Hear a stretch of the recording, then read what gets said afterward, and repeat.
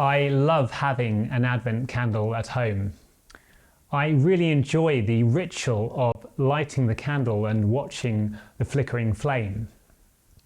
That is, until these meditations will inevitably be rudely interrupted by trying to get a child to school or such like. But isn't that part of the point of Advent? Why Advent, rather than just being some kind of liturgical curiosity, does still have so much to offer to us today. People sometimes at this time of year will often come up to me and say, "Oh, it's your busy time of year then."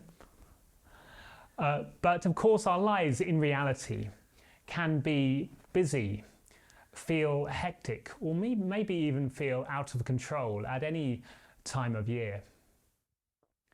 And Advent is wonderful at reminding us to pause, to step back and to see things anew.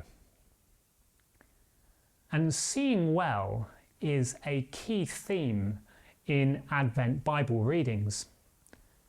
You often have this phrase you hear during the Advent season, which is keep watch. And keep watch, this phrase comes from the Gospels when talking about the advent or the coming of the Son of Man.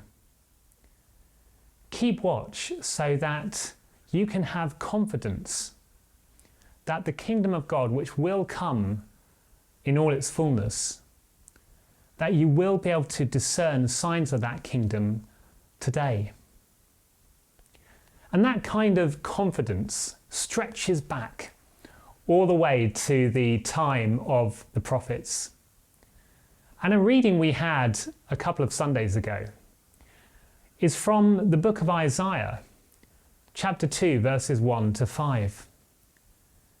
And this is a vision which shows images and talks about the breaking in of God's kingdom, about staring into the distance as far as the eyes can see, but also how this affects the way we live today.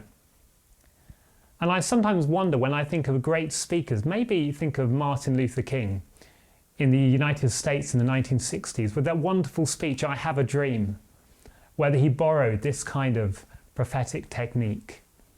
It's almost like a merging of two horizons, the one you can see far into the distance, and bringing that image, that horizon, into the present. And when you look at the reading from Isaiah chapter 2, verses 1 to 5, you'll see an array of images that show how this kingdom is breaking in. It's almost literally a mountaintop experience. Isaiah talks about all nations streaming to the mountain of God, the mountain of the Lord. But he also gives signs of wisdom, that God will teach us his ways. Signs also of judgment and of peace. He will judge between the nations, and they will beat their swords into plowshares. But right at the end of this part of Isaiah, in verse 5, it refers to the people of Jacob. Come, walk in the light of the Lord. These images, which may have been on the horizon when Isaiah is staring into the distance as far as his eyes could see, also meant that the people of God needed to walk in the light of the Lord each and every day. And so that leaves us with the question today as well, as we seek to keep watch during Advent.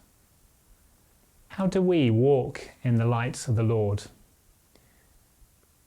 You may also know that this Advent has been a slightly different one because we've had a World Cup happening, which I for one have very much enjoyed watching. But I've noticed this time that I've watched this World Cup in a slightly different way. And the reason is because over the last couple of years, I've been dabbling a bit in football coaching. And I've done some courses, and I've read a lot of books, and I've done a little bit of actual coaching as well. And because of this, I'm noticing things in the games when I'm watching on TV that I perhaps didn't notice before. Patterns of play, particular skills. And I think it's not so dissimilar with the Christian faith.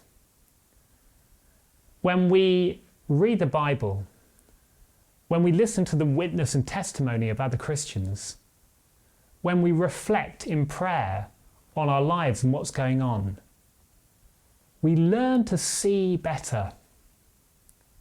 Maybe we learn to see the pattern of God's Spirit at work in our lives better. Maybe we learn to see particular gifts which are lighting up the way before us, gifts which we may have, gifts of the Spirit, but gifts which other people may share or use in their lives too.